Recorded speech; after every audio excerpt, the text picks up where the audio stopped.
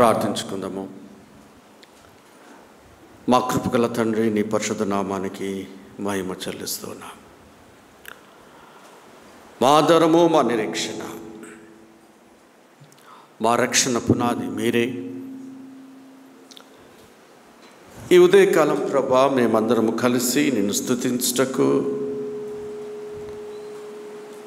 ఆరాధించుటకు, నీ నామాన్ని ఘనపరచడానికి మాకిచ్చిన ఈ శ్రేష్టమైన సమయాన్ని బట్టి మీకెంతో మేము కృతజ్ఞతాస్తుతులు చెల్లిస్తున్నాం. ప్రభా, మరొకసారి నీ వాక్యంను వినటానికి, ధ్యానించటానికి మేము సిద్ధపడి ఉంటుండగా పరిశుద్ధాత్మదేవ, నీ నడిపింపు, మీ సహాయం మాకు అనుగ్రహించి మా ఆత్మీయ నేత్రములు తెరవమని, అయోగ్యుడను అపాత్రుడని నన్ను నీ సిలువ చోటను మరుగుపరిచి వాడుకొనమని మా ప్రభువైన యేసుక్రీస్తు ద్వారా వేడుకొనిచున్నాం తండ్రి. ఆమేన్. దయచేసి కూర్చుందాం. ప్రియ దేవుని సంగమా, ఈ ఉదయకాలం దేవుని నామాన్ని మహిమపరుస్తూ ఈ యొక్క గొప్ప సంఘం సంతోష్ నగర్ బ్యాప్టిస్ట్ సంఘంలో వాక్యాన్ని అందించే అవకాశాన్ని దేవుడు నాకు ఇచ్చాడు. దేవునికి మహిమ చెల్లిస్తూ సంఘ కాపరి రెవరెండ్ కె వెంకటేష్ పాల్ గారిని ప్రత్యేకంగా వారికి నా హృదయపూర్వకమైన కృతజ్ఞతలు తెలియజేస్తున్నాను. మరి నిన్నటి దినంలో కూడా వారు ఫోన్ చేసి మరి జ్ఞాపకం చేసి ఉంటున్నారు. I'm so grateful to him. And also ఈ అవకాశాన్ని నేను సహోదరి మిస్సెస్ సరళ గారి ద్వారా నేను పొంది ఉంటున్నాను. She is my classmate. We were classmates in Vikarabad in 1980s I think.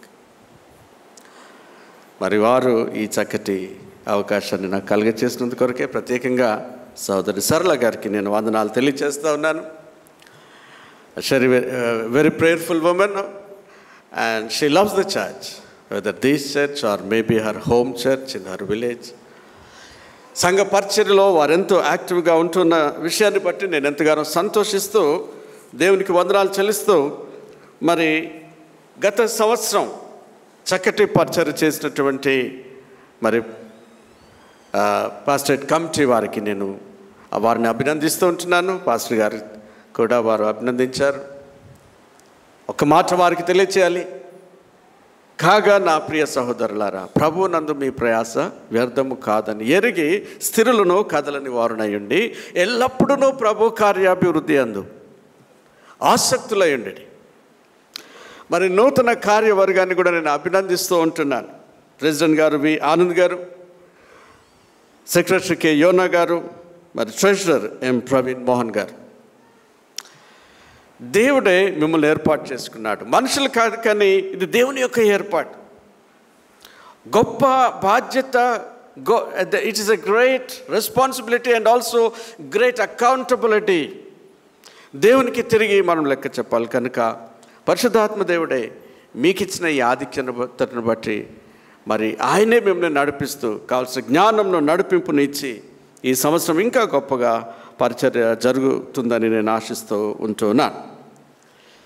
మరి ఉదయకాలం ఏం వాక్యం చెప్పాలి అని నేను ప్రార్థన చేసుకుని నేను ఆలోచిస్తూ ఉన్న సమయంలో మేబీ ప్రభా, this is the life time opportunity, జీవితకాల అవకాశం కాబట్టి ఏం చెప్పాలి, సంఘాన్ని ఏ విధంగా నీ వాక్యం ద్వారా బలపరచాలి అని నేను తలస్తున్నప్పుడు నిజంగా ప్రభు రాకడ ఎంతో అవసరమైనటువంటి విషయాన్ని ప్రభు నా జ్ఞాపకం చేశాడు. కనుక ప్రియ సంగమా, ఈ ఉదయకాలంన నేను ఖచ్చితంగా నమ్ముతూ ఉంటున్నాను, దేవుడు ఈ దినమున ఆయన రాకడ గురించినటువంటి విషయాలు కొన్ని మనం తిరిగి జ్ఞాపకం చేసుకోవాలని కోరుతూ ఉన్నాడు. మీలో చాలామందికి నేను తెలియదు, నాకు చాలామంది మీలో తెలియదు, కానీ మనందరి యొక్క నిరీక్షణ ఒక్కటే, మనందరి యొక్క ప్రయాణం ఒక్కటే, మనందరి యొక్క గమ్యం ఒక్కటే, మనందరి యొక్క పోరాటం ఒక్కటే, మనందరి యొక్క శత్రువు ఒక్కటే. మనము ఆయన యొక్క రాజ్యంలోనికి, క్రీస్తు యొక్క రాకడ కొరకై మనం ఎదురు చూస్తూ ఉంటున్నాం. క్రీస్తు రాకడ కొరకై మనం సిద్ధపడుతూ ఉంటున్నాం. ఇక్కడ మనం ఒకరికి ఒకరు మనం తెలుసుకోకపోవచ్చు, కానీ పరలోకంలో మనమందరము ఒకే గృహములో, ఒకే పట్టణములో, ఒకే రాజ్యములో, ఒకే తండ్రిని తండ్రిగా కలిగినటువంటి వారమై నిత్యము మనం పరలోక రాజ్యంలో నివసింపనై ఉంటున్నాం. కాబట్టి ఒకసారి తిరిగి మనం జ్ఞాపకం చేసుకుందాం. దేవుని బిడ్డలారా, ఒక ఆయనట ఈ ప్రయాణం చేస్తూ వెళ్తూ ఉన్నాడు, అడవిలో ప్రయాణం చేస్తూ వెళ్తూ ఉన్నాడు, బైక్ పైన వెళ్తూ ఉంటే ఆ మధ్య చదివాను నేను ఒక పత్రికలో. మరి మధ్యరాత్రి, అది చీకటి కావస్తూ ఉన్నటువంటి సమయమో, రాత్రి కావాల్సి వస్తున్నటువంటి సమయం. ఈయన ఎంతో భయంతో తొందరగా ఈ అడవిని దాటి వెళ్ళిపోవాలి, ఇది చాలా భయంకరమైనటువంటి అడవి అని తలంచుతూ వెళ్తున్న సమయంలో ఒక వ్యక్తి దారిలో నిల్చుండి ఉన్నాడు. ఈయన ఆశ్చర్యపోయాడు, ఏంటి రాత్రి కావస్తుంది, ఈయన ఇక్కడే ఏం చేస్తున్నాడు అని చెప్పి కొంచెం భయంగానే వెళ్తూ ఉన్నాడు. ఆ వ్యక్తి ఇతన్ని ఆపాడు, లిఫ్టెడ్గా, అయ్యా నేను మరి నీతో కూడా నేను రావచ్చా అని చెప్పినప్పుడు కొంత భయంతోనే ఆయనను వెనకాల కూర్చోబెట్టుకొని మళ్ళీ బైక్ నడిపిస్తూ ఉన్నాడు. వెనకాల ఉన్న వ్యక్తి అడుగుతూ ఉన్నాడు, ఏమన్నాడంటే, అయ్యా రాత్రి పరలోకంలో ఏం జరిగిందో నీకు తెలుసా అన్నాడట. ఈ బైక్ నడుపుతున్నటువంటి వ్యక్తి ఆశ్చర్యపోయినాడు, ఇదేంటి ప్రశ్న, రాత్రి పరలోకంలో ఏం జరిగిందో నాకెలా తెలుస్తుందండి అన్నాడట. అప్పుడు అయితే నేను చెప్తాను అన్నాడట వెనకాల కూర్చున్న వ్యక్తి. పరలోకంలో రాత్రి యేసు ప్రభు తన సింహాసనం పై నుంచి లేచాడు. ఈ యొక్క భూలోకంలో ఉన్నటువంటి ఈ పాప పరిస్థితిని బట్టి, కఠిన పరిస్థితుల్ని బట్టి, ఇక భూలోకానికి న్యాయం తీర్చడానికి ఆయన సింహాసనంలో నుండి లేచాడండి అని ఆయన చెప్పాడట. వెంటనే ఆ సమయంలోనే తండ్రి ఎప్పుడైతే సింహాసనం నుంచి లేచాడో, పరిశుద్ధాత్మ దేవుడు లేక యేసు ప్రభు అంటున్నాడట, అయ్యా తండ్రి ఇంకా కొంత సమయమో వారికి ఇద్దాం, ఇంకా కొన్ని అవకాశాలు వారికి ఇద్దాము అని తండ్రిని యేసు ప్రభు విన్నపం చేశాడట. దేవుళ్ళరా, ఈ విషయం చెప్పగానే ఆ యొక్క బైక్ నడుపుతున్నటువంటి వ్యక్తి భయపడి బైక్ ఆపి మరి వెనక్కి తిరిగి చూస్తే ఎవరు లేరట, ఎవరు కూడా లేరట. ప్రియమైన వాళ్ళరా, ఆయన ఆశ్చర్యపోయినాడు. దేవుని యొక్క దూత అదృశ్య స్వరూపంగా వచ్చి ఆయనతో మాట్లాడి ఉంటున్నాడు అన్నటువంటి విషయాన్ని ఆయన జ్ఞాపకం చేసుకుని ఇంటికి వెళ్ళి తన కుటుంబానికి తెలియచేసి మోకరించి ప్రార్థన చేస్తారట. ప్రియ దేవునిలారా, ఏది ఏమైనప్పటికీ ప్రభు రాకడ ఎంతో సమీపంగా ఉంటూ ఉన్నది. ఇక్కడ మనం గమనించినట్లయితే యేసుక్రీస్తు యొక్క చివరి దినాలలో, చివరి వారంలో జరిగిన సంఘటన మత్తయి సువార్త 24లో ఏదైతే జరిగి ఉంటుందో, it has happened in the last week of Jesus ministry. యేసు దేవాలయం నుండి బయలుదేరి వెళ్ళుచుండగా, that was the last time యేసుక్రీస్తు యెరూషలేము టెంపుల్లోనికి వెళ్ళి అక్కడ ఆయన బోధించి, అక్కడ ఉన్నటువంటి ఆ యొక్క విధవరాలు కానుకను ఆయన అంగీకరించి ఎంతోమందిని స్వస్థపరిచి చివరిసారిగా ఆయన మందిరంలో నుండి బయటికి వచ్చేస్తూ ఉంటూ ఉన్నాడు. ఎందుకొరకరే ఆయన ఇశ్రాయేలులో ఆ యొక్క మందిరం నుండి బయటికి వచ్చేస్తున్నాడు, చివరిసారిగా వచ్చేస్తున్నాడు. వారు అతన్ని గుర్తించలేదు, వారు అతన్ని తృణీకరించి ఉంటున్నారు. కనుకనే మరి ఆయన బయటికి వెళ్ళిపోతూ ఉంటూ ఉన్నాడు.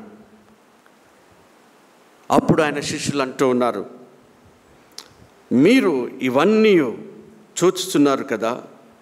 శిష్యులు ఏం చేస్తున్నారు, యేసుకి దేవాలయ కట్టడాలు చూపిస్తున్నారు. ప్రభా, ఇది ఎంత గొప్ప పట్టణమో, ఎంత గొప్ప ఎంత గొప్ప మందిరము అని మరి శిష్యులు చూపిస్తుంటే యేసు ప్రభు అన్నాడట, ఇవన్నీ మీరు చూస్తున్నారు కదా, అయితే ఒక రోజు రానే ఉంటుంది, రాతి మీద రాయి నిలుచుండనటువంటి ఒక దినము రానే ఉంటూ ఉన్నది. ఈ యొక్క మందిరం కూల్చివేయబడుతూ ఉన్నది. వారు నన్ను తృణీకరించి ఉంటున్నారు. ఈ బలుల సంబంధమైనటువంటి ఆచారములకు ఇక ముగింపు కలుగుతూ ఉంటుంది. ఒక నూతన నిబంధన నేను చేయనంటున్నాను ఈ యొక్క మానవులతో అని చెప్పి దానికి గుర్తుగా ఆయన వెలుపలికి వచ్చేసి ఉంటున్నాడు. ప్రియ దేవుని సంగమా, అప్పుడు ప్రభు ఒలీవల కొండ మీద కూర్చుండి ఉన్నప్పుడు శిష్యులు ఆయన ఎద్దకు వచ్చి ఆయనను అడుగుతున్నారు, ప్రభువా, నీ రాకడ ఎప్పుడు జరుగుతుంది, నీ రాకడకు సూచనలేంటి? ఈ రెండు ప్రశ్నలు అడిగారు. ప్రభువు మొదటి దానికి సమాధానం ఇవ్వలేదు, ఎప్పుడు జరుగుతుందో చెప్పలేదు, కానీ దానికి ఎన్నో సూచనలు ప్రభు ఇచ్చి ఉంటున్నాడు. ఎన్నో సూచనలు, ఆయన రాకడ కొరకైనటువంటి సూచనలు మరి శిష్యులకు ఎంతో విఫలంగా, ఎంతో క్లియర్గా ప్రభు సెలవిచ్చి ఉంటూ ఉన్నాడు. దేవునిలారా గమనించండి, ప్రభు అంటూ ఉన్నాడు, మరి ఇవి ఎవడునో మిమ్మును మోసపరచకుండా జాగ్రత్తగా చూసుకొనుడి అని ఎన్నో విధాలుగా వారిని హెచ్చరించి, వారిని సిద్ధపరిచి ఆయన ఆ యొక్క ఒలీవల కొండ నుంచి వెళ్ళినట్లుగా మనం చూస్తూ ఉంటున్నాం. ప్రియదేవులారా, యోహాను సువార్త 14వ అధ్యాయం 1వ వచనంలో చూస్తూ ఉంటున్నాం, నేను వెడలిపోచున్నాను, నేను మరలా వచ్చి మిమ్మల్ని నేను తీసుకొని వెళ్ళదను, మీకు స్థలము సిద్ధపరచ వెలుచున్నాను. ఆయన వెలుచు ఉన్నాడు, ఎక్కడికో కాదు. ఆయన ఎక్కడ నుండి అయితే తిరిగి వచ్చాడో అక్కడికి వెళ్తూ ఉన్నాడు. అక్కడ ఆయన ఏమి చేస్తున్నాడు అని అంటే, ఆయన యందు విశ్వాసం ఉంచినటువంటి వారికి స్థలమును సిద్ధపరచున్నటువంటి దేవుడు అంటూ ఉన్నాడు. ఆయన తిరిగి రానంటూ ఉన్నాడు. ఇదిగో నేను త్వరగా వచ్చుచున్నాను. ప్రకటనలో మనం చూస్తున్నాం, రెవల్యూషన్లో మనం చూసినట్లయితే, ఇదిగో నేను త్వరగా వచ్చు, ఐ కమ్ సూన్. రెవల్యూషన్ అనగా ప్రకటన, రెవల్యూషన్ అనగా రివీలింగ్, రెవల్యూషన్ అనగా అన్వేలింగ్. ఏంటి ఆయన రివీల్ చేస్తున్నాడు అని అంటే, ఆయన రాకడ సమయంలో ఎలాంటి పరిస్థితులు ఉంటాయి ఈ లోకంలో, ఆయన రాకడ సమయంలో ఎంత దేవుని ఉగ్రత ఉంటూ ఉన్నది. Revolution of the end times, revolution of who Jesus is, revolution of the destiny of the church. సంఘం ఒక దినంన ఏమై ఉంటుంది. కాబట్టి ప్రియమైన వాళ్ళరా, మనం గమనించినైతే ప్రకటనలో మనం చూస్తూ ఉంటున్నాం. సో ఈ యొక్క రెండవ రాకడ అనగా the second coming of Christ is final, sudden, personal, visible appearance of the glory of Jesus Christ in the clouds. ఒక మాటలో చెప్పాలి అని అంటే, ఎసే రాకడేంటి? ఆయన వ్యక్తిగతంగా రానంటున్నాడు, దృశ్యుడిగా రానంటున్నాడు, అంతేకాకుండా మేఘములపై రానంటున్నాడు, ఆయన మహిమరూపిగా రానంటున్నాడు. He is going to come in his glory. అంతేకాకుండా మృతులైన వారిని లేపుటకు ఆయన రానంటున్నాడు. విశ్వాసులకి మరి రివార్డ్స్ ఇవ్వడానికి, బహుమానంలో ఇవ్వటానికి ఆయన రానంటూ ఉన్నాడు. ఒక నూతన రాజ్యంను స్థాపించడానికి ఆయన రానంటున్నాడు. కాబట్టి మొట్టమొదటిగా మనం గమనించినట్లయితే, it is the sudden appearance, sudden coming of Jesus Christ. ఏ విధంగా జరుగుతుందట? 24వ అధ్యాయం, మత్తయి సువార్త 24వ అధ్యాయంలో మరి 27వ వచనం, మెరుపు తూర్పున పుట్టి పడమటి వరకు ఎలాగూ కనపడునో అలాగే మనుష్య కుమారుని చూడండి. ఇక్కడ చాలా స్పష్టంగా మెరుపు ఏ విధంగా, మనకి ఏ వైపు మెరుపు వస్తుందో తెలియదు, ఒక క్షణంలోనే ఉంటున్నది. ఆ రీతిగా it is a sudden appearance of Jesus Christ in the sky and it is personal.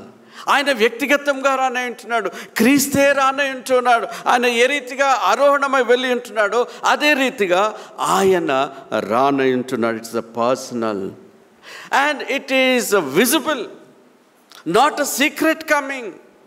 కానీ చూడండి, అది ఏ విధంగా వస్తున్నాడట? ఆయన అందరికీ కనిపిస్తుంది. సర్వలోకంలో, ప్రపంచమంతా కూడా ఆయనను చూస్తూ ఉంటుందట. 30వ వచనంలో మనం చూస్తున్నాం, అప్పుడు మనుష్య కుమారుని సూచన ఆకాశమందు కనపడను, అప్పుడు మనుష్య కుమారుడు ప్రభావంతోనూ మహామహిమతోనూ ఆకాశమేఘరుడై వచ్చుట చూచి భూమి మీదనున్న సకల గోత్రంలో వారు రొమ్ము కొట్టుకొందురు. సంఘము ఎత్తబడుట, ర్యాప్చర్ అనేటటువంటి it is a secret incident. ఆయన మధ్యాకాశం వరకు వస్తూ ఉంటున్నాడు. ఆయన భూనివాసులకి, అవిశ్వాసులకి కనిపించడు. కానీ విశ్వాసులు ఎత్తబడినప్పుడు వారు మధ్యాకాశంలో మరి ప్రభుతో ఆనందించడానికి వారు వెళ్ళిపోతున్నారు. కానీ ఆ 7 ఏళ్ల మహాశ్రమల తర్వాత యేసుక్రీస్తు తిరిగి వచ్చినప్పుడు, అప్పుడు ప్రియ దేవుని సంగమా, it is a visible coming of Jesus Christ. ప్రతి నేత్రము ఆయనను చూస్తూ ఉంటున్నది, రొమ్ము కొట్టుకొనొచ్చు. మరి రోధిస్తూ ఉంటున్నారు. అయ్యో, మేము ఆయనను తృణీకరించామే, ఆయనను నమ్మలేదే, ఆయన యందు విశ్వాసం ఉంచలేదే అని వారెంతగానో రోధిస్తూ భయపడుతూ ఉంటున్నారండి. కనుక ఆయన మేఘరూఢుడై వస్తాడు. ఏ విధంగా వస్తాడండి? మేఘరూఢుడై వస్తాడు. మేఘంలోనే వాహనములుగా చేసుకొని వస్తాడు. పాత నిబంధనలో ఆయన యొక్క మహిమ మేఘములో కనిపించిందట. His glory was seen in the clouds in the Old Testament, in the cloud of pillar, in the cloud అగ్ని స్తంభంగాను, in the cloud of fire మేఘ స్తంభంగాను ఆయన ఇశ్రాయేలీలకు తన మహిమను చూపించున్నాడు. కనుకనే ఆయన మేఘముల పైన ఆయన వచ్చేటటువంటి దేవుడై ఉంటూ ఉన్నాడు. The purpose of his coming, ఎందుకొరకు వస్తున్నాడటండి? To raise the dead. మృతులైన వాళ్ళందరూ కూడా తిరిగి ఆయన లేపబడతారండి. యేసుక్రీస్తు రెండవ రాకడ సమయము వరకు మృతులైన వారందరూ కూడా లేపబడుతూ ఉంటున్నారు. వారందరికీ కూడా తీర్పు తీర్చబడుతూ ఉంటున్నది. He's coming to raise the dead, he's coming to judge the people. మనకు అక్కడ 25వ అధ్యాయంలో మనం చూస్తున్నాం. మరి ఆ యొక్క దృశ్యాన్ని మనం చూస్తున్నాం. 25వ అధ్యాయము 31వ వచనం నుంచి మనం గమనిస్తే అక్కడ ఆ యొక్క తీర్పు, ధవళ వర్ణ తీర్పును మనం చూస్తున్నాం. Jesus is coming to raise the dead and to judge the people. మరి అంతేకాకుండా టు రివార్డ్ ద ఫెయిత్ఫుల్. ఆయన యొక్క రాకడ యొక్క ఉద్దేశం ఏంటంటే విశ్వాసులకి, దేవుని బిడ్డలకి బహుమానములను ఇవ్వటానికి ఆయన వస్తూ ఉంటూ ఉన్నాడు. దేవుని బిడ్డలను ఆశీర్వదించడానికి వస్తూ ఉంటున్నాడు. ఇదిగో మీ కొరకు నేను సిద్ధపరిచినటువంటి తండ్రి రాజ్యంలో మీరు వెళ్ళండి, తండ్రి సంతోషంలో మీరు పాల్గొనండి. దేవుని బిడ్డలారా, ఆయన he's coming to reward his people and to establish the kingdom of God. ఆయన రానంటున్నాడు ఒక రాజ్యంను స్థాపించడానికి. ఆ రాకడ పర్యంతం మనం చూస్తూ ఉంటున్నాం. తర్వాత మరి 1000 ఏండ్ల పరిపాలనను మనం చూస్తున్నాం. 1000 years reign of Jesus Christ. దాన్ని అంటున్నాం మిల్లెనియల్ రెయిన్ ఆఫ్ జీసస్ క్రైస్ట్. మరి దాన్ని ఏమంటున్నామండి? క్రీస్తు యొక్క 1000 ఏండ్ల పరిపాలనగా మనం చూస్తూ ఉంటున్నాం దాన్ని. కనుక ప్రేమ, that is the purpose of Jesus Christ. ఆ దినములలో అనగా క్రీస్తు రాకడకి ముందు ప్రియదేవులారా ఏ విధమైనటువంటి మరి పరిస్థితులు ఉంటాయి అని ప్రభు ఇక్కడ శిష్యులకు ఎన్నో విషయాలు చెప్తూ ఉంటున్నాడు. మూడు రకాలైనటువంటి సైన్స్, 3 రకాలైనటువంటి సూచనలు. ఒకటేమో ప్రపంచ సూచనలు, రెండవది సంఘ సూచనలు, మూడవది యూదుల పరిస్థితి. యూదా దేశము ఒక క్లాక్ లాంటిది, ఒక గడియారం లాంటిది. ఆ యూదా దేశ పరిస్థితులను చూస్తే మనకు క్రీస్తు రాకడ ఎంత సమీపంగా ఉన్నదో మనకి తెలుస్తూ ఉంటుంది. కనుక 3 మరి సూచనలను మనం మొట్టమొదటిగా గమనించినట్లయితే ద వరల్డ్ సైన్స్, ప్రపంచం ఏ విధంగా ఉంటుందట ఇక్కడ మనం గమనించినట్లయితే ప్రభు ఎంతో మరి స్పష్టంగా ఆయన తెలియచేస్తూ ఉంటున్నాడు. 4వ వచనంలో ప్రభు అన్నాడు, ఎవడునో మిమ్మల్ని మోసపరచనీయకుడి. మొట్టమొదటిగా ప్రభు చెప్తున్నాడు ఏంటంటే ఎవడునో మిమ్మల్ని మోసపరచని. ఎందుకొరకంటే ప్రపంచం మోసంతో నిండి ఉంటుంది. దేవునిలారా, ప్రతిదినము ప్రతి ఒక్కొక్కరు ఎక్కడొకక్కడ మోసపోతూ ఉన్నాం. మనం షాప్కి వెళ్ళినప్పుడే కానీ, పెట్రోల్ బంక్లోనే కానీ, మెడికల్ షాప్లోనే కానీ, వైద్యశాలలో కానీ, ఎక్కడికి మనం బయటికి వెళ్ళిన ప్రతి క్షణం నుంచి కూడా మోసపోతూ ఉంటున్నాం. మోసంతో నిండినటువంటి ప్రపంచం. కనుకనే ప్రభు అన్నాడు మీరు మోసపోకటి. కనుక ప్రపంచంలో ఎలాంటి పరిస్థితులు ఉంటాయి ఆ దినంన అంటే చాలా భయంకరమైనటువంటి పరిస్థితులు ఉంటాయి. అక్రమము విస్తరించుట చేత అన్నాడు అక్కడే. అనగా ఎక్కడ చూసినా అక్రమమే. దేర్ విల్ బి మరి లానెస్నెస్. 3 ఉంటున్నాయట. ఒకటేంటి? There will be lawlessness. నీతి ఉండదు, పరిశుద్ధత ఉండదు, మనుషుల భయం ఉండదు, దేవుని భయం ఉండదు. లానెస్నెస్ అండ్ లవ్లెస్నెస్. అక్కడేమన్నాడంటే మరి 12వ వచనంలో అక్రమము విస్తరించడం చేత అనేకుల ప్రేమ చల్లారును. ప్రేమ ఉండదు ప్రపంచంలో. ప్రేమ ఉండదు, సమాజంలో ప్రేమ ఉండదు, కుటుంబాల్లో ప్రేమ ఉండదు, సంఘంలో ప్రేమ ఉండదు. మనుషుల మీద ప్రేమే కాదు, దేవుని పైన కూడా ప్రేమ ఉండదు. చల్లారిపోయినటువంటి జీవితాలు. There will be lawlessness, there will be lovelessness, and also there will be carelessness. అందుకే మనం చూస్తున్నాం అక్కడ ఏమంటున్నాడనంటే, మరి నోవహు దినములు 37వ వచనంలో మనం చూసినట్లయితే, నోవహు దినములు ఎలాగుండెనో మనుష్య కుమారుని రాకడయు అలాగే ఉండును. జల ప్రయాణకు ముందు దినములలో నోవహు ఓడలోనికి వెళ్ళిన దినము వరకు వారు తినచ్చు, త్రాగొచ్చు, పెళ్లి చేసుకొనొచ్చు, పెళ్లికి ఇచ్చుచుండిరి. ఇవి అనుదినము జరిగేటటువంటి తినచ్చు, త్రాగొచ్చు, మరి పెళ్లి చేసుకొనొచ్చు, పెళ్లికి ఇచ్చు అని అంటే ఎంతగా మానవులు లోక సంబంధమైన విషయాలపైననే ఆలోచిస్తూ ఉన్నారు, కానీ పరలోక సంబంధమైన విషయాలు వారు గమనించడం లేదు. అయ్యో, నా మరణం తర్వాత నేను ఎక్కడ ఉంటాను, నా ఆత్మ ఎక్కడికి వెళ్తూ ఉంది, ఈ విషయాలు కాదు. కానీ వారు ఎల్లప్పుడూ కూడా లోక సంబంధమైనటువంటి విషయాలలో వారు నిమగ్నమవుతుంటారు. ఇలాంటి పరిస్థితులు ఉంటున్నాయండి. కనుకనే there will be lovelessness, there will be lawlessness, there will be carelessness. అందుకే ప్రభు అన్నాడు, యూ మస్ట్ హ్యావ్ వాచ్ఫుల్నెస్. మీరు ఎలాగుండాలంటే మెలకువ కలిగి ఉండాలి, కనిపెట్టుకొని ఉండేటటువంటి జీవితం మనం జీవించాలి. ప్రభు రాకడ ఆలస్యమైన, మనం పిలుపు ముందైనప్పటికీ మనం సిద్ధపడి ఉండవలసిన వారం అంటున్నాం. ప్రియులారా, అనుదినము మన జీవితాల్లో సిద్ధపాటు ఎంతో అవసరం. There was a servant girl అట. ఒక సర్వెంట్ గర్ల్, మరి తను ఏం చేస్తున్నదంటే, అమ్మాయి తన యజమానుని ఇంటిలో పనిచేస్తూ ఉంటుంది. ఆ యజమాని కుటుంబము వేరే దేశానికి వెళ్ళిపోయారు. కాబట్టి ఆ గొప్ప ఇల్లుని, ఆ బంగ్లోని, ఆ ముందున్నటువంటి చక్కటి తోటని ఈ యొక్క మరి పని అమ్మాయికి ఇచ్చేసి మరి వారు వెళ్ళిపోయారు. అయితే ఈమె అనుదినము వారి కొరకు ఎదురు చూస్తూ ఉంది. ప్రతిదినము కూడా ఇల్లు శుభ్రం చేస్తూ ఉంది. ప్రతిదినము తోటకి చక్కగా నీరు పెడుతూ ఉంది.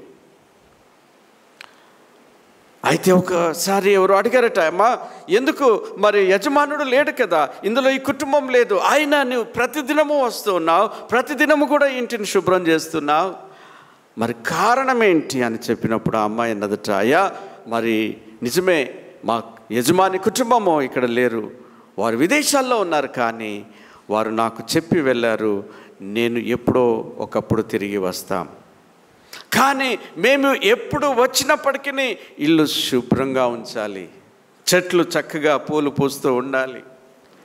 దేవుని బిడ్డలారా, యేసయ్య కూడా అదే మాట చెప్పాడు, నేను మరలా రానన్నాను, ఎప్పుడు వస్తాడో తెలియదు. ప్రియమైన వాళ్ళారా, ఆ యొక్క డేట్ ఖచ్చితంగా మనకు తెలియదు. We do not know the time, the day, the date. దేవుడు ఎందుకు ఈ యొక్క డేట్ని ఇవ్వలేదు అని అంటే, ప్రియమైన వాళ్ళారా, ప్రతి జనరేషన్ కూడా సిద్ధపడాలి ఆయన రాకడ కొరకు. ఆయన రాకడ కొరకి ప్రతి జనరేషన్ సిద్ధపడాలి కదండి. మన యొక్క మరణ దినం మనకి తెలియదు. ఒకవేళ దేవుడు మనకు ఆ టైమ్, డేట్ ఇచ్చినట్లయితే మన జీవితాల్ని మనం ఎంతో భయంతో, సిద్ధపాటుతో మనం జీవించేటటువంటి వారం. మరి కొంతమంది ఏమనుకుంటారు, ఇప్పుడు బాగానే ఉందిలేండి, మరి ఆ మరణ సమయం దగ్గరైనప్పుడు అప్పుడు నేను ప్రభువుకి నేను సమర్పించుకుంటాను, అప్పుడు నేను బైబిల్ పట్టుకుంటాను అని చెప్పేవాళ్ళు మేము, ఒకవేళ డేట్, టైం మనకి దేవుడు ఇస్తే. కానీ దేవుని యొక్క ఉద్దేశం ఏంటి, మనం ఎల్లప్పుడూ అనుదినం కూడా సిద్ధపడాలి. ప్రియ దేవుని బిడ్డలారా, కనుక మనం చూస్తున్నాం 6వ వచనంలో 7వ వచనంలో మనం చూసినట్లయితే, మరియు మీరు యుద్ధములను గూర్చియు యుద్ధ సమాచారములను గూర్చియు వినబోదురు, మీరు కలవరపడకుండా చూసుకొనుడి, ఇవి జరగవలసి ఉన్నవి, కానీ అంతము వెంటనే రాదు. జనము మీదికి జనమును, రాజ్యము మీదికి రాజ్యమును కలుగును. కనుక యుద్ధములో ప్రియ దేవుని బిడ్డలారా, మనం ప్రతిదినం కూడా వింటూ ఉన్నాం, యుద్ధ వార్తల్ని వింటూ ఉన్నాం. రష్యా ఉక్రెయిన్లో జరుగుతున్నటువంటి యుద్ధాన్ని మనం చూస్తున్నాం.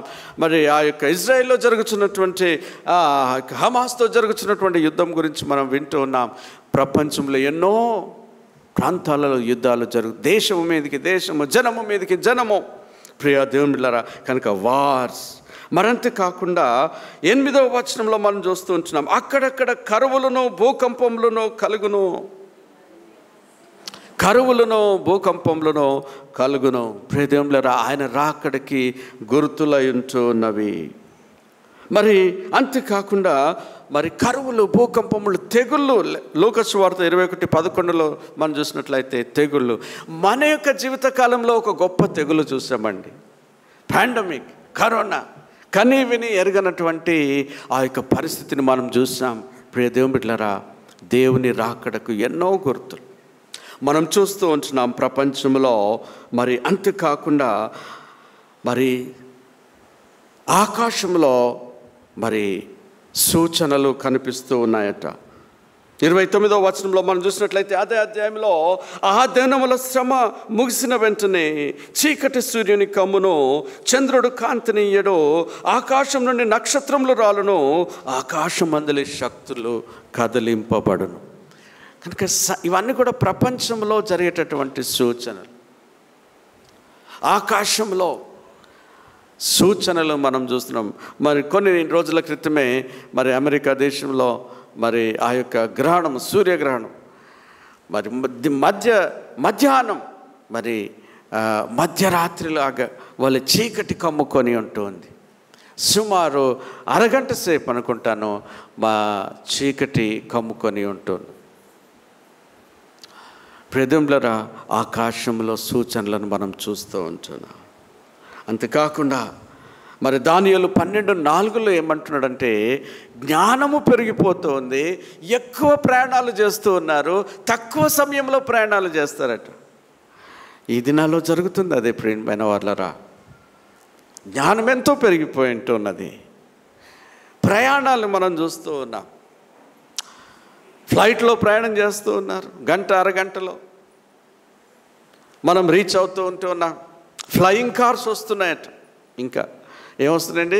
ఫ్లయింగ్ కార్స్ వచ్చేస్తూ ఉన్నాయి. కనుక దేవుని యొక్క వాక్యంలో ప్రియమైన వాళ్ళారా ఎన్నో సూచనలు. మరియు యాకోబు 5వ అధ్యాయం 1 నుంచి మనం చూసినట్లయితే మరి అపేక్ష ఎక్కువైపోతూ ఉందట ప్రజలకి, ధనాన్ని సంపాదించుకోవడం. కనుక these are all the world signs. ప్రపంచంలో జరిగేటటువంటి ఈ యొక్క గుర్తులను ప్రభు ఎందుకు చెప్పాడు అని అంటే, మనం వాటిని చూసి జాగ్రత్త పడి సిద్ధపడి మన జీవితాల్ని వాక్యపు వెలుగులో సరి చూసుకోవాలనేసి. రెండవదిగా గమనించినట్లయితే చర్చ్ సైన్స్, సంఘములో జరిగేటటువంటి సూచనలు మనం చూసినట్లయితే 24వ అధ్యాయము 5వ వచనంలో మనం గమనించినట్లయితే అక్కడ మనం చూస్తూ ఉంటున్నాం, అనేకులు నా పేరిట వచ్చి నేనే క్రీస్తునని చెప్పి పలువురిని మోసగించదు.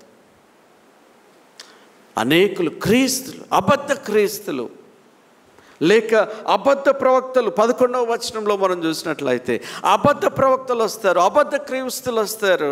మరి అంతేకాకుండా 24వ వచనంలో అనేక సూచక క్రియలు చేసి ప్రజల్ని మోసగిస్తారంటండి. కాబట్టి సూచక క్రియలు చేసిన ప్రతి వారిని కూడా మనం నమ్మే అవకాశం లేదండి. చూస్తూ ఉన్నాం మన చుట్టూ ఎంతోమంది అబద్ధ ప్రవక్తలు, వాక్యానికి విరుద్ధమైనటువంటి మరి డాక్ట్రిన్స్తో, సిద్ధాంతములతో బయలుదేరినటువంటి వారెంతో మంది ఉన్నారు. ప్రజలు వారి వెంబడి పోతూ ఉంటూ ఉన్నారు, వారు చేసేటటువంటి హంగామాను చూసి మోసపోతూ ఉంటూ ఉన్నారు. వారి జీవితాలు ఏ విధంగా ఉన్నాయి, తెర వెనుక జీవితాలు ఏ విధంగా ఉన్నాయో గమనించడం లేదు, వారి సాక్ష్యం ఏ విధంగా ఉందో గమనించడం లేదు. నాకు తెలిసినటువంటి అలాంటి కొందరు మరి ఎన్నో భూములని, ఎంతో ఆస్తిని వారు సంపాదించుకుంటున్నారు, వ్యక్తిగతంగా తోటలని.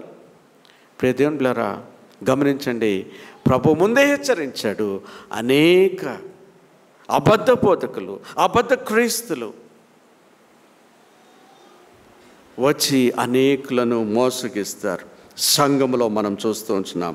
మరి అంతేకాకుండా మరి 2 Peter 2:18లో మనం చూసినట్లయితే, 2:1లో మనం చూసినట్లయితే మరి ఎగతాళి చేసేవారట, స్కాఫర్స్. ఈ దినాల్లో మనం చూస్తున్నాం ఎంతోమంది ఎగతాళి చేస్తూ ఉన్నారు. యేసు ప్రభు ఏంటంటే ఆయన దేవుడా, ఆయన తనను తానే కాపాడుకోలేకపోయినాడు సిలువలో నుండి, మనల్ని ఏం కాపాడుతాడు? ప్రియమైన దేవుని బిడ్డలారా, it is a foolishness to them. But it is the power of salvation to us. ఆయన సిలువ బుద్ధిహీనులకి, అజ్ఞానులకి అది బుద్ధిహీనతగా కనిపించవచ్చు, కానీ ప్రియమైన వాళ్ళరా, నమ్ము ప్రతివానికి అది దేవుని యొక్క శక్తి అయి ఉన్నది. గమనించారా? It's the power of God. మరంతే కాకుండా పర్సక్యూషన్ ఆఫ్ ది సెయింట్స్.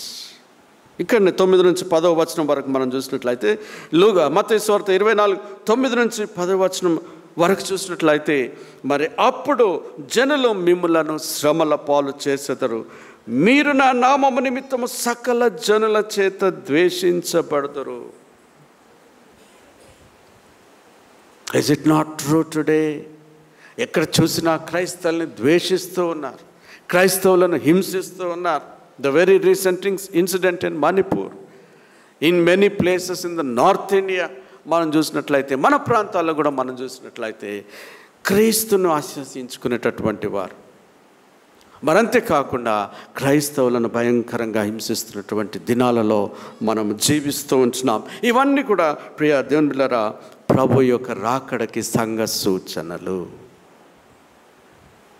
ప్రభు యొక్క రాకడకి సంఘ సూచనలు. 2 విషయాలు చూస్తాం. ప్రపంచం యొక్క సూచనలు, ద వరల్డ్ సైన్స్. రెండవదిగా మనం చూస్తాం ద చర్చ్ సైన్స్. మూడవదిగా, చివరిదిగా మనం చూసినట్లయితే ద జూవిష్ సైన్స్. ఇంతవరకు మనం జ్ఞాపకం చేసుకున్నట్లుగా యూదా దేశం లేక ఇశ్రాయేలు దేశమో మరి అది దేవుని యొక్క రాకడను తెలుసుకునటానికి ఒక గడియారమై ఉంటుంది. ఇక్కడ మనం గమనించినట్లయితే మొదటి వచనం 24వ అధ్యాయంలోనే మనం చూసినట్లయితే డిస్ట్రక్షన్ ఆఫ్ ది టెంపుల్. ప్రభు చెప్తూ ఉంటున్నాడు, ఇదిగో ఈ మందిరాన్ని చూస్తూ ఉన్నారు కదా, ఆ మందిరం చాలా ఇంపార్టెంట్ వాళ్ళకి. It is like a heart to that nation. ఈ మందిరం కూల్చివేయబడుతున్నది. ప్రియులారా, ఆ ప్రవచనం నెరవేరి ఉంటుంది. యేసుక్రీస్తు పునరుత్థానుడై వెళ్ళిన తర్వాత మనం today is the 50th day, మనం ఈస్టర్ చేసుకుని ఈ రోజున 50వ. కాబట్టి చాలా సంఘాల్లో మరి ఈ దినంన 40 దినముల తర్వాత యేసయ్య రిజరెక్ట్ ఆయన ఆరోహణమైనాడు. ఆయన ఆరోహణమైన 10 దినముల తర్వాత పరిశుద్ధాత్మ దేవుడు ఆ మేడగది పైన శిష్యులపైకి వచ్చాడు. సో పెంటెకోస్ట్ ఆరాధనగా చేసుకుంటారు, అనగా ద హోలీ స్పిరిట్ సండే. కనుక మనం గమనించినట్లయితే ఇక్కడ దేవుడు చెప్పినటువంటి ఆ యొక్క ప్రవచనం నెరవేర్చబడి ఉంటుంది. యేసు ప్రభు ఆరోహణమై వెళ్ళిన తర్వాత క్రీస్తు శకము 70వ సంవత్సరంలో మరి రోమా చక్రవర్తి అయినటువంటి టైటస్ ద్వారా ఆ యొక్క మందిరము కూల్చివేయబడ్డది. ఇశ్రాయేలు పట్టణం అంతా కూడా నాశనం చేయబడి ఉంటుంది. అనేక మంది ఇశ్రాయేలీలను చెరుగొనిపోయి ఉంటున్నారు. కనుక డిస్ట్రక్షన్ ఆఫ్ ది టెంపుల్, ప్రభు చెప్పిన మాట నెరవేరి ఉంటుంది. రాతి మీద రాయి నిలవబడని దినము రానే ఉంటుంది అన్నాడు. నిజంగా ఆ మందిరం ఏమైందట, ఒక వ్యక్తి ఆ మందిరానికి నిప్పు పెట్టాడట. అగ్నికి మరి పెట్టినప్పుడు అదంతా కూడా కాలిపోయి ఉంటుంది. అందులో చాలా గోల్డ్ ఉండిందట. ఈ గోల్డ్ అంతా కూడా కరిగిపోయి ఆ యొక్క బ్రిక్స్ మధ్యలో అది వెళ్ళినప్పుడు టైటస్ ఆజ్ఞాపించాడట, ప్రతి బ్రిక్ని కూడా, ప్రతి రాతిని కూడా తీసివేసి ఆ యొక్క గోల్డ్ని మీరు తీసుకొనండి అని చెప్పినప్పుడు లిటరల్లీ ఆ యొక్క ప్రభు యొక్క మాట నెరవేరి ఉంటుంది ప్రియమైన వాళ్ళరా. కనుక మరి అది యొక్క ఇశ్రాయేలు యొక్క సూచన. రెండవ సూచన ఏదనగా ఫిగ్ ట్రీ. ఇక్కడ మనం గమనించినట్లయితే మరి అంజూరపు చెట్టు 32వ వచనం, అంజూరపు చెట్టును చూసి ఒక ఉపమానము నేర్చుకున్నది. అంజూరపు కొమ్మ లేతదై చిగురించినప్పుడు వసంతకాలము ఇంకా సమీపంగా ఉన్నదని మీకు తెలియను. What is this fig tree? ఈ యొక్క అంజూరపు చెట్టు ఇశ్రాయేలే. ఇశ్రాయేలీలకి మరి ఒక సూచన ఏం చెప్పాడు? లూకా సువార్త 21:29.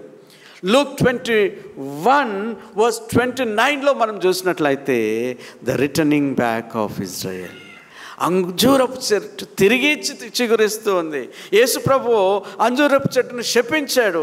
ఆ దినముననే అది వేళ్లతో సహా ఎండిపోయి ఉంటుంది. కానీ ఇక్కడ మనం చూస్తున్నాం అంజూరపు చెట్టు చిగురిస్తుంది. అనగా the returning back of Israelites to their own nation. వారి శిక్షాకాలం సమీపమైనది. ఇది 1948 మే 14వ తేదీన ఇశ్రాయేలు ఒక దేశముగా గుర్తించబడ్డది. They have declared themselves as a nation. ప్రజలారా, వారు తిరిగి రావటము దేవుని యొక్క సూచన అయి ఉంటున్నది. పాత నిబంధనలో కూడా చూస్తున్నాం. యెషయా గ్రంథం 11:11లో ఉంటున్నది. మరి యెహెజ్కేలు 37:21లో కూడా ఉంటున్నది. ఈ యొక్క ప్రవచనం ఏంటి అనగా, ఇదిగో చెదిరిపోయిన ఇశ్రాయేలీయుల్ని నేను తిరిగి సమకూరుస్తాను. అండ్ మూడవదిగా జూవిష్ సైన్స్లో మొదటిదిగా మనం చూస్తున్నాం డిస్ట్రక్షన్ ఆఫ్ ద టెంపుల్. రెండవదిగా ద ఫిగ్ ట్రీ బ్లోజింగ్. మూడవదిగా the third temple will be built. మూడవ మందిరము తిరిగి కట్టబడుతున్నది. దాని కొరకై ఎన్నో సిద్ధపాటు కలిగి ఉంటుంది ఇశ్రాయేల్ దేశం. Even today they are getting ready to build the third temple. First temple సొలొమోను మహారాజు కట్టినటువంటి మందిరం. అది బబిలోనులు వచ్చి ఆ మందిరాన్ని కూల్చివేసి అనేకులను బబిలోను దేశానికి తీసుకొని వెళ్ళిపోయినారు. That was the first temple. తర్వాత మరి రెండవ టెంపుల్ అది జెరుబ్బాబెల్ మరియు ఎజ్రా కాలంలో కట్టబడి ఉంటున్నది. మీరు ఎజ్రా గ్రంథం 6:15 చూస్తే మీకు అక్కడ కనిపిస్తుంది. ఎజ్రా 6:15లో మనం చూస్తూ ఉన్నాం. ఎప్పుడైతే కోరెష్ ఆధ్వర్యంలో ఈ యొక్క అస్సిరియన్స్ మరి ఇశ్రాయేలీలకి విడుదలనిచ్చారు. దేవుడు అద్భుత రీతిగా కోరెషు పేరుతో సహా కోరెషు పుట్టక మునిపే ఒకటి బయలుపరిచాడు. ఏంటంటే, ఇదిగో కోరెష్ అనే రాజు వస్తాడు, ఆయన కాలంలో తిరిగి మీరు విడుదల పొందుతారు. అదే జరిగి ఉంటుంది ప్రియులారా. మరి ఎప్పుడైతే మరి యొక్క నెహెమ్యా లేక జెరుబ్బాబెల్ ఎజ్రా టైంలో ఈ కోరెష్ రాజు యొక్క ఆధ్వర్యంలో వారు తిరిగి తమ దేశానికి వచ్చి తమ మందిరాన్ని కట్టుకొని ఉంటూ ఉన్నారు. ఈ మందిరము రోమీల యేసుప్రభు లోకంలో ఉన్నప్పుడు ఈ మందిరమే ఉండింది. అయితే ఈ మందిరము యేసుప్రభు పునరుత్థానుడైన తర్వాత రోమీల చేత అది నాశనము చేయబడి ఉంటున్నది. ఈ దినంలో దెర్ ఇస్ నో టెంపుల్. ఆ యొక్క ప్రాంతంలో ఆ యొక్క దేవుని మందిరం లేదండి. దేవుని యొక్క మందిరం లేదు. అన్యుల యొక్క మరి మందిరం ఉంటూ ఉన్నది. ఎంత విచారం ప్రియ దేవునులారా. దేవుడు ముందుగానే హెచ్చరించాడు. అయితే ఆ స్థలంలో 3వ మందిరము కట్టబడుతుందని దేవుడు ముందుగానే ప్రవచించి ఉంటూ ఉన్నాడు. ఎక్కడ అనగా మరి నాశనకరమైనటువంటి హేయ వస్తువు మనం చూస్తూ ఉంటున్నాం. నాశనకరమైనటువంటి హేయ వస్తువును మీరు చూడగానే మీరు సమయము ఆసన్నమైనదని మీరు గుర్తించాలి అని ప్రభు సెలవిస్తుంటే, ఏంటి నాశనకరమైనటువంటి హేయ వస్తువు? పరిశుద్ధ స్థలంలో కూర్చుండును. 2 Thessalonians 2:3. He is none other than Antichrist. ఇశ్రాయేలీలు ఆ యొక్క మందిరాన్ని తిరిగి కడతారు. అక్కడ నాశనపుత్రుడు అనగా అంత్యక్రీస్తు తానే దేవుడుగా కూర్చుంటాడండి. అందులో తానే దేవుడిగా ఆరాధించబడతా ఉంటాడు. ఇశ్రాయేలీలు యూదులు అంత్యక్రీస్తును మెస్సియాని నమ్ముతారు. నిజమైన మెస్సియాని వాళ్ళు సిలువ వేశారు. అంత్యక్రీస్తును వారు నమ్మి ఆయనతో ఒప్పందం చేసుకుంటారు. ప్రజలరా, కానీ ఎప్పుడైతే ఆయన అపవిత్రమైన దానిని ఆ యొక్క దేవుని మందిరంలో బలిస్తూ ఉంటున్నాడో అప్పుడు ఇశ్రాయేలు కళ్ళు తెరుస్తారు, పశ్చాత్తాపడతారు. దేవుడు వారి గ్రుడితనాన్ని తీసివేస్తాడు. అప్పుడు వారందరూ కూడా పశ్చాత్తాపపడి ప్రభువుని నమ్ముకుంటారు. ప్రియమైన వాళ్ళరా, ఈవెన్ డానియల్ 11:31 కూడా ఆ ప్రవచనంను మనం చూస్తూ ఉంటున్నాం. ప్రియములారా, ఈ ఉదయకాలం 3 విషయాలు ప్రభు మనకు జ్ఞాపకం చేశాడు. దేవుని యొక్క రాకడ ఒకటి ఏంటంటే, it is a sudden, it is a certain, it is a personal, it will be in the clouds and it has a purpose. ఈ యొక్క క్రీస్తు యొక్క రాకడకి 3 సూచనలు. ఒకటేమో ప్రపంచ సూచనలు, రెండవది సంఘ సూచనలు, మూడవది యూదా దేశం లేక ఇశ్రాయేలు యొక్క దేశం యొక్క సూచనలను మనం విని ఉంటున్నాం. మనం చూసినట్లయితే ఏ విధంగా సిద్ధపడాలి, నెక్స్ట్ అధ్యాయంలోనే మత్తయి సువార్త 25వ అధ్యాయంలోనే మనం చూస్తున్నాం. మరి 10 మంది కన్యకలు ఏ విధంగా సిద్ధపడాలో వాళ్ళ ద్వారా దేవుడు మనకు జ్ఞాపకం చేస్తూ ఉంటున్నాడు. మరి తలాంతుల గురించినటువంటి ఉపమానం చూస్తూ ఉంటున్నాం. ధవలవర్ణ తీర్పును గురించి మనం చూస్తున్నాం. How we need to prepare ourselves అనగా, ప్రేమైన వాళ్ళరా, మన జీవితాల్ని మనం దీపముల వలె అనుదినం కూడా శుభ్రపరచుకొని వెలుగుతూ జీవించాలి. అనుదినం కూడా మనము వెలుగుగా మనము జీవించాలి. అనుదినం కూడా ఈ తలాంతులు అనేది అవకాశాలు, దేవుడిచ్చినటువంటి అవకాశాలను మనం సరి అయిన విధంగా మనము సద్వినియోగం చేసి, ప్రతిదీ అవకాశం, every day is an opportunity. మనము మన జీవితాల్ని సరి చేసుకుంటూ, ప్రార్థన చేస్తూ, వాక్యాన్ని ధ్యానిస్తూ, దేవుని బిడ్డలారా, మనం ఆయన రాకడ కొరకై లేదా మన పిలుపు కొరకై మనం సిద్ధపడాలి. ఒక చిన్న సంఘటన చెప్పి నేను ముగిస్తాను. There was a church in a town. ఈ చర్చ్ పైన ఒక టవర్ ఉంటుంది, వాచ్ టవర్. అది ప్రతి గంటకి అది బెల్స్ కొట్టుకుంటూ ఉంది. ఒకవేళ 1 గంట అయితే ఒక బెల్, ఆ విధంగా బెల్స్ కొట్టుకుంటూ ఉంది. దాని శబ్దం ఆ టౌన్ అంతా కూడా వినిపిస్తుంది. దాని ప్రక్కనే ఒక చెరసాల ఉంది. ఆ చెరసాలలో ఒక ఖైదీ ఉన్నాడు. ఆ ఖైదీకి ఉరిశిక్ష విధించబడ్డది. ఆయన చేసినటువంటి తప్పులకి ఒక ఉరిశిక్ష విధించబడ్డది. ఆయనకు సమయం కూడా ఇవ్వబడ్డది. ఇంకా 1 దినం సమయం మాత్రమే ఉంటూ ఉన్నది. And the bells were ringing. అటు తర్వాత అదే చర్చ్ దగ్గరలో ఒక ఇల్లు ఉంటుంది. అక్కడ ఆ ఇంటి, అది క్రైస్తవ ఇల్లు, వారి కుటుంబంలో వివాహం జరుగుతుంది.